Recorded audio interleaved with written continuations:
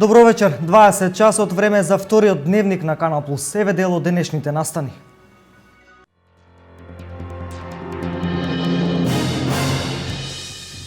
Големото невреме во Тетовско однесе 4 животи. Денес се санираат штетите. Владата ќе ги обештетува жителите. Премиерот Груевски на место на трагедиите во Тетовско. Светската недела на доењето годинава со мото, дека доењето и работата на мајките може да се комбинираат. Со почнувањето на работа, мајките не треба да го прекинат доењето.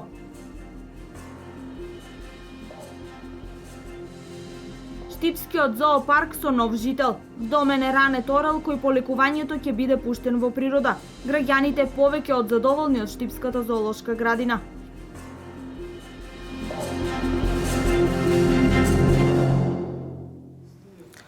Големото невреме вчера ја зави Македонија во црно. 4 човечки животи се изгубени како жртви на поплавите од дроните. Вчерашното невреме оштети повеќе од 200 објекти, државен имот, земјоделско земјиште и инфраструктура. Жителите кои претрпеле некаква штета ќе добијат помош од по 30.000 денари, одлучи владата на денешната вонредна седница. Ситуацијата во Тетовско денеска се стабилизира. Бевме во Голема Речица, таму состојбата е лоша. Се видов со еден голем дел од местното население. Ми раскажа точно како што се случило, дека всушност станува збор за излевање на реката заради надојдени води и дека има жртви. Во оваа прилика дозволете да изразам сочувство на семејствата на жртвите. Чув дека најлоша е состојбата во Шипковица. После Голема Речица и средбата со граѓаните таму дојдов овде во болницата заедно со директорот поразговарав со него, ми кажа дека тука биле донесени двајца кои починале, 2 лица што се починати и уште 9 повредени, од кои едно е задржано. Овдека во Тетовската болница, другото е пратено за Скопје заради потешки повреди. Од тука одиме за Шипковица. Имаме информации за таму за состојбите какви се, затоа што веќе првите екипи се влезени. Наистина жалам за сето ова што се случи, правиме се што можеме, имаме направено максимална мобилизација на сите можни институции, како на централна власт, така и општинската власт е максимално мобилизирани. Нестабилно време и опасност од нови порои во Македонија ќе бидат насила и во наредните денови, но со помал интензитет, велат метеоролозите. Сончевото и топло време ќе продолжи, но со услови за краткотрајни врнежи во попладневните часови. Вчера дел од државата беше зафатена со големо невреме. Како последица на невремето во Тетовскиот регион животот го загубија 4 лица, додека двајца се пријавени за исчезнати. На истокот невремето најсилно се почувствува во Штип. Бројни и силни електрични празнења им претходеа на обилните врнежи од дожд во регионот, а токму гром предизвика и пожар во Штипски Исар, каде се запали сува трева во непосредна близина на куќите. За среќа дождот си ја заврши работата и спречи ширење на пожарот. Во пожарот нема повредени и не е предизвикана материјална штета.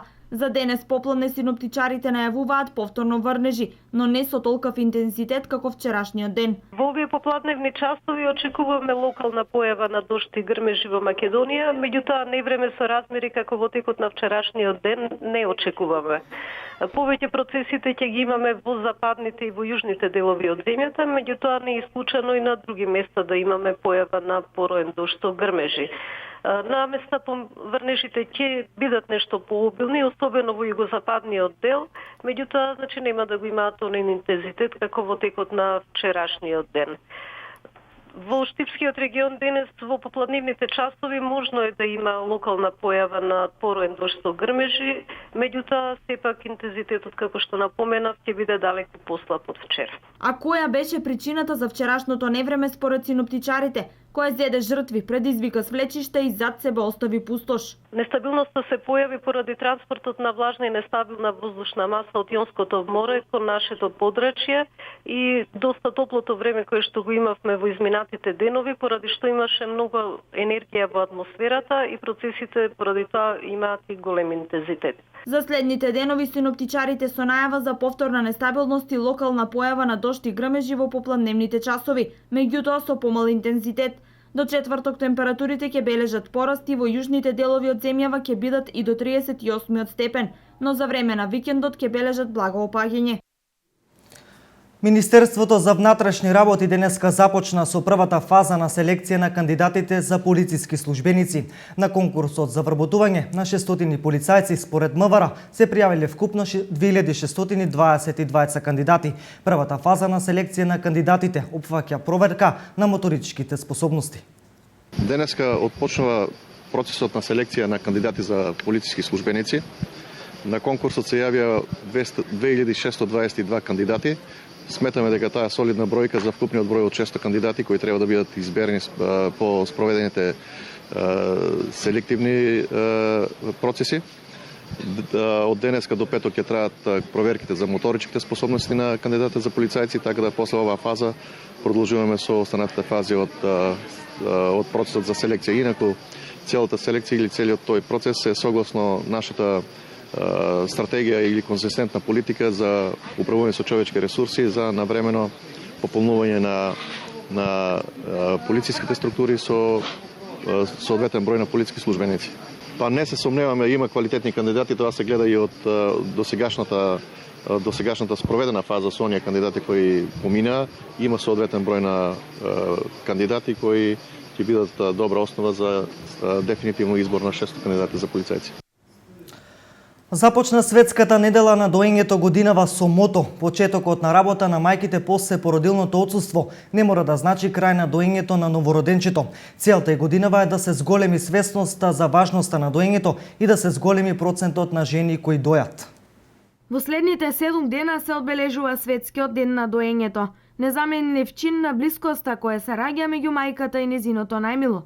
Доењето е првиот вид на комуникацијата меѓу мајката и новороденчето, најбрз начин на адаптација, а воедно и најздравиот начин на исхрана на бебето. Научно е докажано дека ниту една формула не може да го замени мајчиното млеко. Патронажните служби први имаат контакт со родилките, кои се одговорни за следењето на растот и развојот на децата. Многу е битно бебето да се дои. Ние како патронажна служба веднаш одеме, го пропагираме доењето, ја поставуваме мајчината града на новороденото, така да даваме доволно совети. Ако имаме проблеми, додека го дои мајката новороденото, ако и се појават некои рагади или некои рагадите се секогаш една од компликациите, но не се многу толку страшни, со тоа што ние веднаш им помагаме на мајката и покажуваме како се воспоставува лактацијата или доењето. Бебето првите денови млекото кое што го истицува е колострумот, така да што е многу битно да го истица. Имаме во текот на 24 часа имаме повеќе подои, така што и ноќниот подој не го забраваме. Преку ноќта и бебето го ставаме на града да се дои. Доењето е клучно за здравието на новороденото бебе. Мајките сакаат да дојат, меѓутоа за тоа да трае подолго потребна им е поддршка од семејството и здравствениот систем. Доењето има огромно значење за здравието на децата. Во овој регион мајките се доста едуцирани, обучени и за голема среќа растат големи здрави деца. Ние како тим секогаш сме со мајките, им демонстрираме и укажуваме помош за потребното, велат од патронажната служба во Штип. Ние им препорачуваме на нашите мајки со нивните новородени да ги дојат најмалку до 6-тиот месец, а можат и повеќе, така да може да се дојат и до 12 месеца, а по Светската здравствена организација може да ги доеме и до 24 месеца. Доењето кај бебињата е предноста е тоа што мајчиното млеко содржи антитела кои се многу битни, кои го штитат бебето од инфекции, кои во деновите сега кога имаме летни горештини, кои се штитат од диареја, од разни алергии и било какви инфекции, така да мајчиното млеко ги штити и се препорачува мајката да го дои новороденото. Во Македонија, според податоците добиени од истражувањето на УНИЦЕФ во 2012 година, 90% од децата биле доени во одреден период. 41% од мајките дојат предоминантно, што значи додаваат и други течности, вода, чај и сок, додека ексклузивното доење е застапено кај 23% од мајките. Со следниот прилог одиме во Делчево. Таму наскоро ќе почнат градежните работи за обнова на патот до планината Голак. По јавната презентација за проектот, потврда за почнување на овој патен правец доби и пратеничката Сузана Секуловска, која на последната седница на Македонското собрание постави прашање до каде е реализацијата на овој проект. Откако на јавната консултација одржана во Делчево се потврди дека наскоро започнува рехабилитацијата на патниот правец Делчево-Голак, ова беше потврдено и на седница на Собранието на Република Македонија. На пратеничко прашање кое го постави пратеничката Сузана Секуловска, дали во 2015 се планира со отпочнување на реализација на проектот реконструкција и рехабилитација на патниот правец Делчево-Голак, пратеничката доби позитивен одговор. На тоа прашање добив многу позитивен одговор и еве ќе искористам оваа можност за информација на граѓаните од општина Делчево, но и за граѓаните љубители на планинскиот туризам од целата држава кои што се почести посетители на тој крај, дека реконструкцијата на патниот правец Делчево-Голак ќе започне најверојатно во септември. Должината на реконструкцијата и рехабилитацијата на патниот правец ќе биде во должина од 11,5 километри, досегашната широчина од 3,5 до 4 метри ќе биде проширена на 4,5 до 5 метри и еве Делчево за една година ќе биде подготвено да им понуди на туристите и подобрена патна инфраструктура. Се надевам дека, како што беше најавено, и изградба на ски центарот на планината Голак ќе придонесе Делчевската општина, Делчевскиот крај, пак би рекла и Пијанечко-Малешевскиот крај да заживее и да привлече се повеќе туристи во источниот дел на Република Македонија. Инаку претходно на јавната консултација одржана во Делчево беше истакнато дека градежните активности за рехабилитација на патниот правец Делчево-Голак ќе траат во период од 12 месеци, рехабилитација за која јавното претпријатие за државни патишта обезбеди финансиска поддршка од Светска банка во висина од 1.455.000 евра.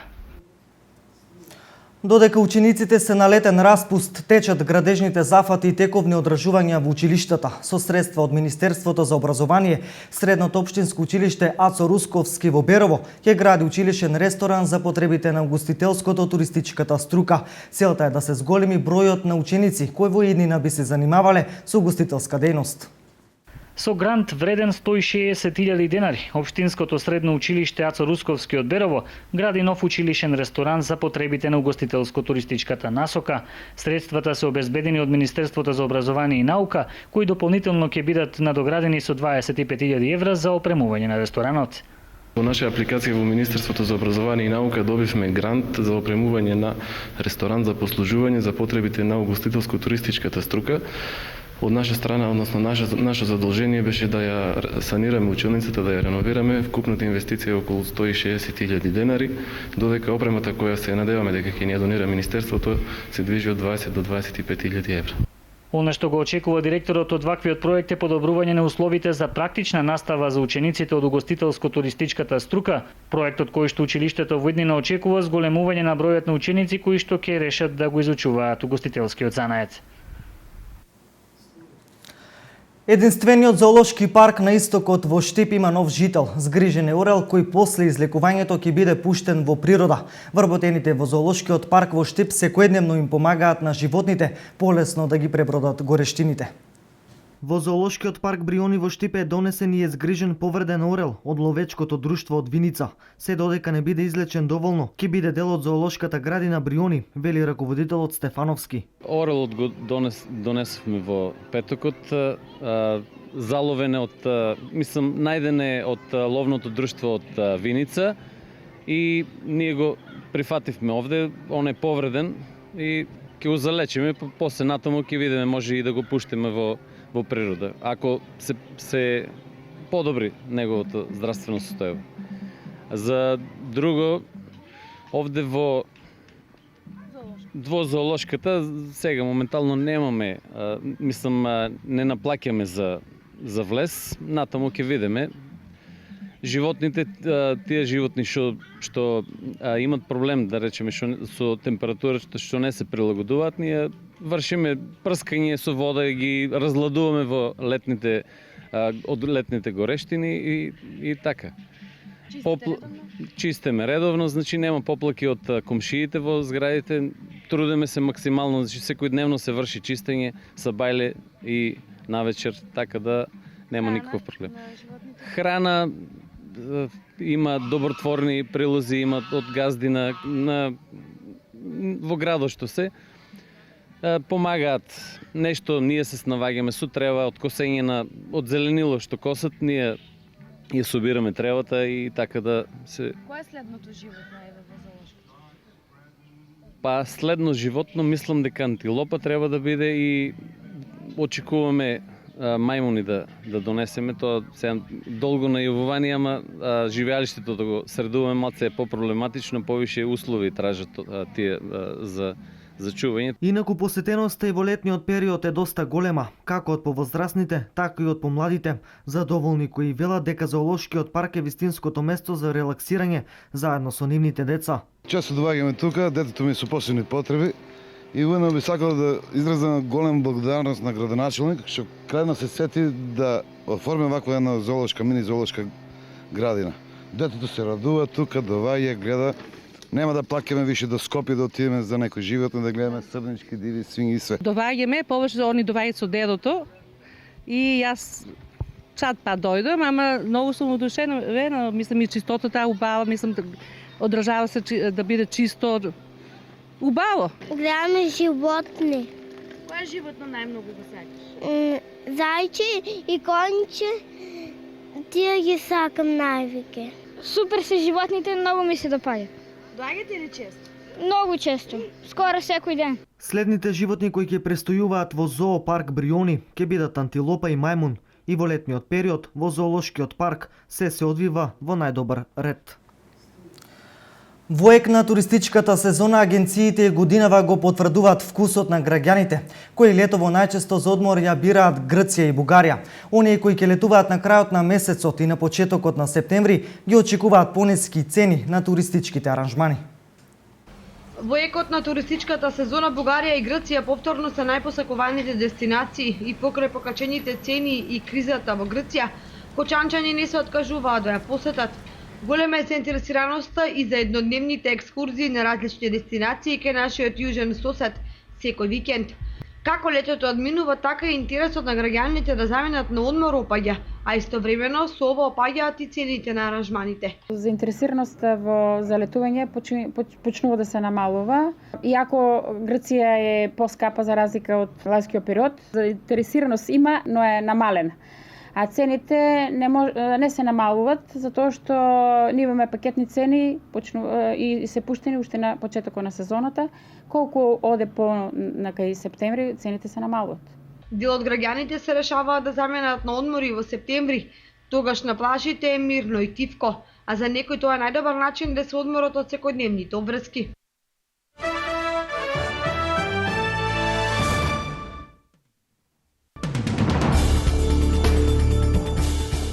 Американскиот председател Барак Обама синоќа и официјално го представи правилникот за намалување на емисиите на гас од американските електроцентрали, порачувајќи дека климатските промени представуваат една од најголемите закани со кои светот се соочува. Тој укажува дека проблемот на климатските промени се разликува од другите по обемот и специфичноста. Најмоќниот тајфун во Тихоокеанскиот појас годинава, Соуделор, им се приближува на Филипините, а во некои делови од земјата веќе донесе поројни дождови. Од Националната управа за атмосферски, геофизички и астрономски услуги доцна синоќа информираа дека епицентарот на тајфунот се наоѓал на околу 2000 км од островот Лусон, каде се сместени филипинската престолнина Манила и густо населениот град Кесон. Британската влада вчера предложи нови мерки за контрола на приливот на незаконски мигранти на влезот на тунелот под Ла-Манш и нивните обиди да преминат во Велика Британија. Англиските граничари од вчера действуваат во командната сала на тунелот под Ла-Манш. Дополнително обезбедување од околу 100 лица се очекува да биде разместено на терминалот во Кале.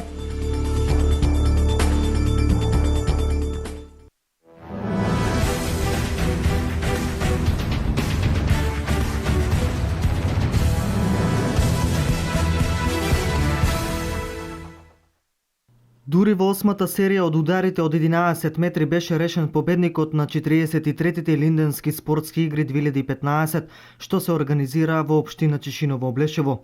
Надпреварот Теранци Бање во регуларниот дел заврши без победник, но екипата на Бање по изведувањето на пенали славеше со 6:5. Инаку самиот финален надпревар помина во машка и борбена игра од страна на двете екипи со повеќе внимание на сопствениот гол, отколку со желба да се заниша мрежата на противникот. По ваква игра, кој да беше победникот немаше да биде незаслужено, бидејќи годинава двете екипи кои се најдоа во финалето покажаа и најмногу. По завршувањето на пенал серијата беа доделени благодарници на судскиот актив од Штип и на полициската станица Кочани. За најуспешен играч на турнирот беше прогласен Мартин Гоцевски, на кого организаторот му врачи плакета и пехар, а пехари беа доделени и на финалистите на турнирот. Организаторот по затварањето на игрите организираше скромен коктел дружење.